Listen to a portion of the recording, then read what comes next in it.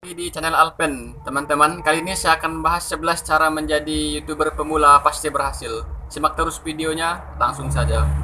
Yang pertama, pilih niche yang kamu minati. Yang pertama ini adalah kita harus memilih hal apa yang bisa kita lakukan atau kemampuan apa yang bisa kita terapkan. Misalnya kita bisa ke tutorial, teman-teman ya. Kita paham tentang tutorial, itu adalah salah satu niche yang kita minati dan itu bisa menjadikan kita sebagai ide. Atau misalnya unboxing sebuah barang, ngevlog, tutorial, memotong sayuran. Yang kedua adalah atur tujuan yang ingin dicapai. Oke teman-teman, nah di sini kita akan membahas bahwa misalnya target kita hari ini adalah untuk mencapai 100 subscriber. Jadi bagaimana agar kita itu bisa menyumbangkan kemampuan kita ini tadi diapresiasikan lewat YouTube dan kita mempunyai target. Ini loh untuk 100 subscriber ini saya harus mengejarnya dalam waktu 2 minggu atau 1 bulan misalnya teman-temannya. Nah seperti itu. Yang ketiga ialah membuat perencanaan ide konten teman-temannya. Nah berkaitan dengan perencanaan ide konten ini sendiri bahwa konten yang bisa kita apresiasikan untuk YouTube ini tadi itu masih berkaitan sesuai dengan niche yang kamu minati teman-temannya. Nah di samping itu juga biasanya membuat perencanaan ide konten ini biasanya kita dari awal misalnya sebelum monetisasi atau sebelum kita mendapatkan 1000 subscriber atau pemenuhan syarat teman-temannya. Seperti halnya kita mempersiapkan peralatannya, siapa yang akan menonton video kita, berapa umurnya, kenapa mereka menonton video ini, jam berapa biasanya mereka membuka YouTube, teman-temannya. Nah, jadi itu adalah salah satu cara mengenali target audiens lewat membuat perencanaan ide konten. Kita juga bisa melihat di kompetitor teman-temannya, saran kata kunci itu siapa persaingan kita dan kemana arahnya dan bagaimana cara mengatasinya. Itu bisa diriset lewat ide kata kunci teman-temannya di saran meriset kata kunci itu sendiri. Yang keempat adalah membuat channel dan akun YouTube teman-temannya. Seperti yang kita bahas dan kita ketahui bahwa tentunya dalam sebuah per-YouTubean itu tentunya ada sebuah akun, dan jika kita sudah mengisi semua data-data kita di Google atau di akun YouTube itu sendiri, nah waktunya kita bisa mengapresiasikan diri kita di YouTube teman-temannya, ide-ide apa yang bisa kita kembangkan. Dan yang kelima adalah menyiapkan alat-alat untuk membuat konten teman-temannya. Nah di sini kita biasanya kadang untuk memulai tidak perlu harus membutuhkan peralatan yang mahal, cukup modal HP doang dan peralatan seadanya teman-temannya. Karena di sini kita hanya mencari minat daripada penonton kita itu tadi. Misalnya minatnya adalah tutorial, minatnya adalah unboxing sebuah barang, minatnya adalah vlog. Jadi kita untuk membuat konten itu tidak harus memerlukan peralatan yang terlalu lengkap teman-temannya. Cukup sederhana saja, yang penting bermanfaat untuk orang lain. Mempunyai peralatan yang lengkap untuk membuat sebuah konten ini, itu teman-teman harus bisa juga belajar cara berbicara yang baik. Dan kita masuk ke nomor 6, jadwal upload video ke YouTube teman-temannya. Nah, jadwal upload video ke YouTube itu kapan sih? Sebenarnya orang-orang itu ramai menonton video kita itu sudah dijelaskan di YouTube Studio teman-temannya. Di situ ada data-datanya, data audiens.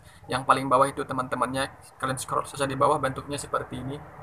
Nah, boleh kalian coba nanti, lengkap sekali teman-temannya. Yang bergaris berwarna tebal itulah penonton yang banyak teman-temannya. Dan yang ketujuh adalah produksi konten dan editing. Nah, setelah kita membuat video ini tentunya kita memproseskan mengedit video teman-temannya, video editing sesuai dengan durasi video yang kita buat. Editing seperti kita membutuhkan sebuah aplikasi, di sini bisa kita gunakan KineMaster, KineMaster Pro dan sebagainya teman-temannya, maupun yang premium atau yang non premium atau yang prabayar atau yang secara gratis teman-temannya. Dalam memproduksi konten dan editing ini biasanya kita memerlukan waktu yang agak lama tergantung dari video yang kita buat teman-temannya, tergantung durasinya. Nah, di proses editing ini biasanya kan itu sebagai intro teman-temannya. Nah, jadi intro untuk proses editing itu tidak terlalu panjang, mungkin memerlukan waktu paling panjang itu sekitar 10 detik teman-temannya. Itu maksimal, sudah maksimal panjangnya intro. Setelah proses editing dan produksi video, kita masuk ke cara mempromosikan video YouTube kita yang sudah kita buat ini tadi teman-temannya. Nah, jadi setelah kita menguploadnya ke YouTube, kita bisa share ke berbagai media sosial, dan itu sendiri YouTube sudah mengatakan bahwa video kita ini boleh kita share di mana saja asalkan bermanfaat untuk orang lain. Asalkan orang lain itu betah berlama-lama untuk menontonnya. Nah, kita bisa share di tab komunitas, kita bisa share di deskripsi kolom komentar teman-temannya, agar video kita ini bisa lebih luas dikenal orang, dan agar semua hasil editing dan semua yang kita rencanakan ini tadi dapat sesuai dengan apa yang kita inginkan. Yang kesembilan adalah bangun engagement dengan penonton. bangun engagement dengan penonton ini maksudnya adalah biasanya kan di setiap video kita itu kan biasanya ada kolom komentar teman-temannya. Nah ini bagi pemula banget, kalau misalnya ada yang berkomentar di videonya itu baik mendekatkan diri atau membalas komenannya, bisa bisa juga dengan mengucapkan terima kasih sudah mampir.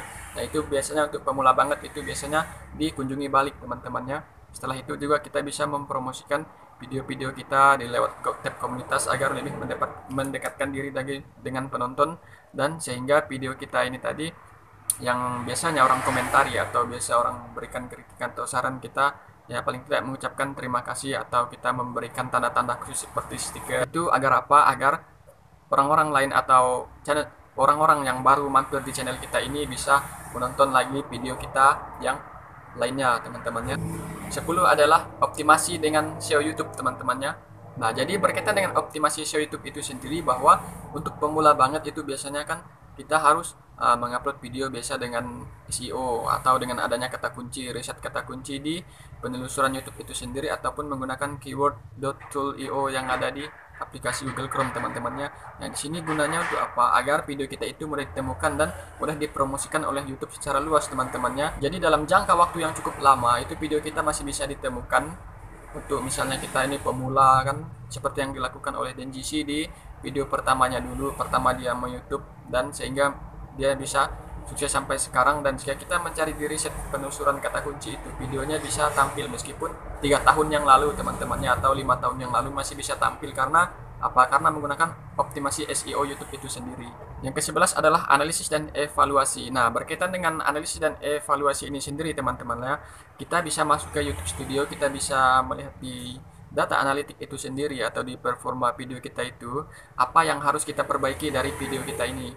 Nah, seberapa jauh atau seberapa banyak penontonnya yang meminati video kita ini, apa-apa saja kekurangan yang ada di video kita ini bisa kita lengkapi, misalnya contohnya thumbnail, judul, deskripsi, tag dan sebagainya. Kan di situ terkadang kita pemula itu susah untuk menentukan ya, judul, tag, thumbnail, deskripsi itu kan itu perlu diperbaiki. Mungkin ada kesalahan tertentu dari video kita yang membuat video kita itu sulit ramai teman-temannya atau sepi penontonnya. Itu bisa dilihat di data analitik atau analisis dan evaluasi video kita itu sendiri, bisa melalui YouTube Studio, dan kita bisa melihat kekurangan dan kelebihan video kita itu di sana dan kita bisa memperbaikinya. Terima kasih teman-teman telah menonton di video ini. Semoga video ini bermanfaat untuk teman-teman semuanya. Sampai jumpa di video saya berikutnya. Dadah.